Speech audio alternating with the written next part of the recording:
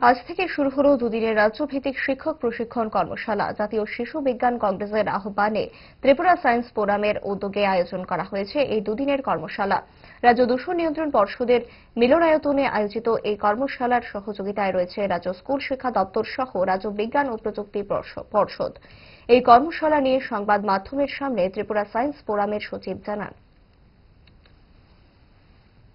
আমাদের national children science কংগ্রেসের আজকে ত্রিপুরার আমাদের state level teachers training workshop 2026 এর জন্য আমরা এবার এটা অর্গানাইজ করছি আজকে এবং আগামীকাল। আজকে এই অনুষ্ঠানের মধ্যে আমাদের সমস্ত ত্রিপুরার সাব ডিভিশনগুলো থেকে সমস্ত টিচাররা এসছেন এবং কোঅর্ডিনেটিং স্কুলগুলোর যে কোঅর্ডিনেটর ডিস্ট্রিক্ট কোঅর্ডিনেটররা আছে ওরা এসছেন এবং এখানে এবারের থিম এবং সাব থিমগুলো নিয়ে এখানে টিচারদেরকে ট্রেনিং দেওয়া হবে।